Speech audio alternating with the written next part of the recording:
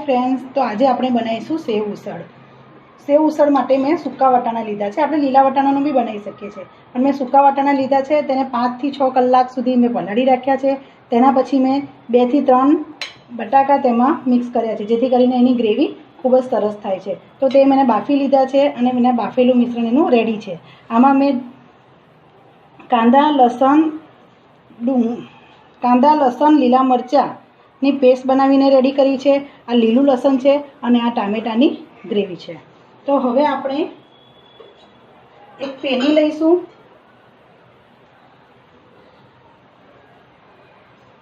પેનીમાં 1 2 3 અને કરીબન 4 ચમચી જેવું તેલ નાખીશું। હવે તેમાં થોડી રાઈ તતડવા મૂકીશું।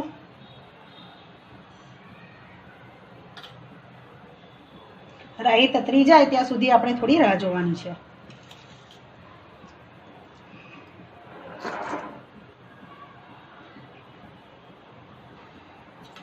જો ફ્રેન્ડ્સ, હવે રાઈ તતરી ગઈ છે, તેનો તતડવાનો અવાજ આવે છે। હવે આપણે આ જે કાંદા લસણ અને મરચાંની પેસ્ટ બનાવી છે તે આમાં તેલમાં થોડી સાંતળી લઈશું।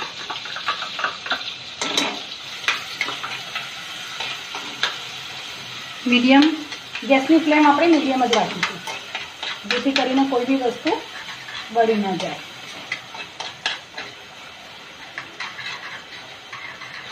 કાંદા બ્રાઉન કલરના થઈ જાય ત્યાં સુધી આપણે સાતળવાના છે।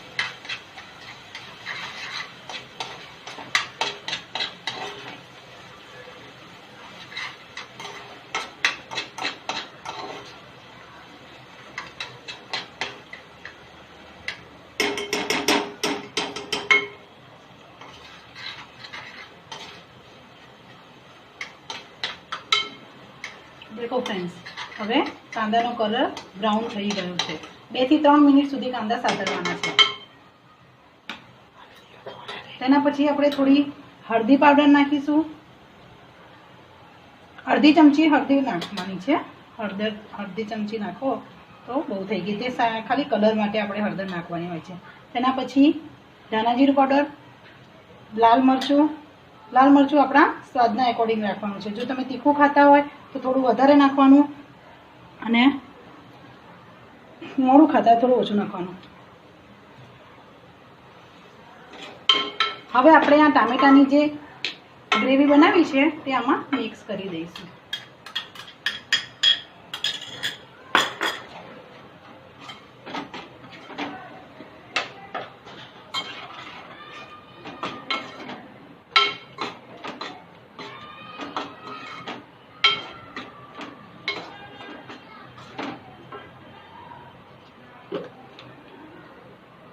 થોડું મીઠું નાખી દઈશું।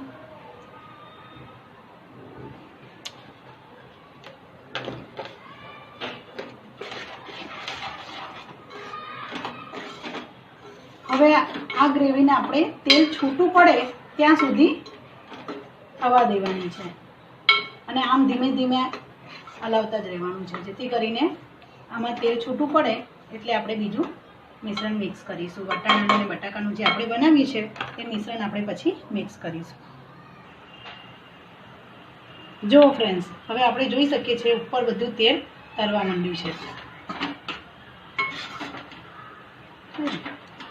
હવે આપણે આ જે વટાણા અને બટાકાની ગ્રેવી બનાવી છે તે તેમાં મિક્સ કરી દઈશું।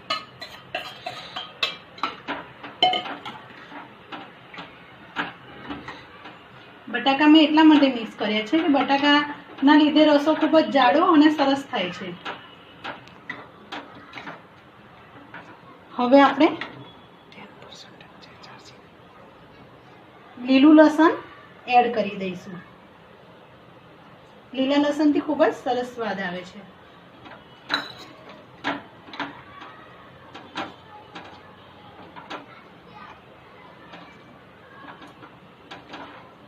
હવે જરૂરિયાત પ્રમાણે પાણી ઉમેરીશું।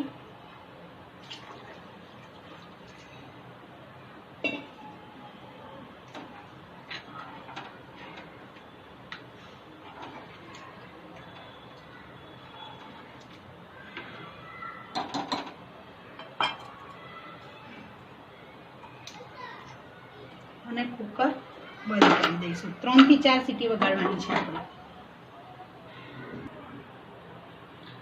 જુઓ ફ્રેન્ડ્સ, તો આપણે 3 થી 4 સીટી વાગી ગઈ છે અને સરસ મજાનું આપણું સેવ ઉસળ રેડી છે.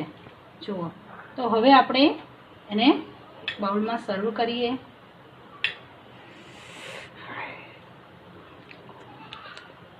તમતમતું મસ્ત સેવ ઉસળ એકદમ યમ્મી.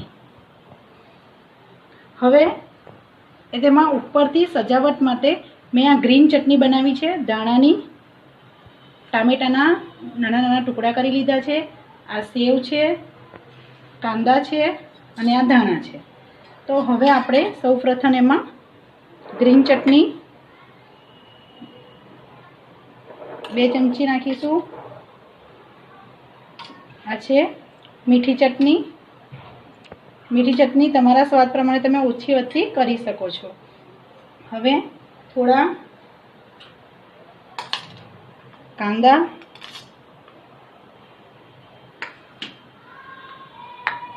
થોડા ટામેટા. હવે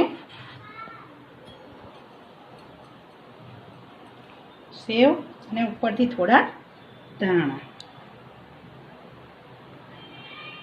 તો દેખો ફ્રેન્ડ્સ, આપણું સેવ ઉસળ તૈયાર છે.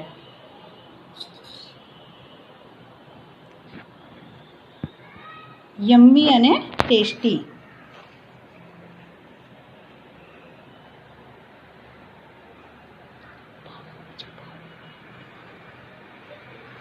હવે ફ્રેન્ડ્સ, આપણે જો આને પાવની સાથે ખાવું હોય તો પણ આપણે ખાઈ શકીએ છીએ. જો તમને પાવ પસંદ હોય તો તમે પાવની સાથે બી આ ડીશ સર્વ કરી શકો છો.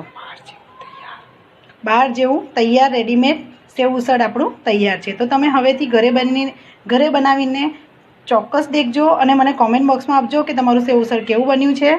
Okay, bye bye. Hi friends, મારી ચેનલને સબસ્ક્રાઈબ કરવાનું ના ભૂલતા. લાઈક કરજો અને બહુ સારા કોમેન્ટ આપજો. Okay, bye by.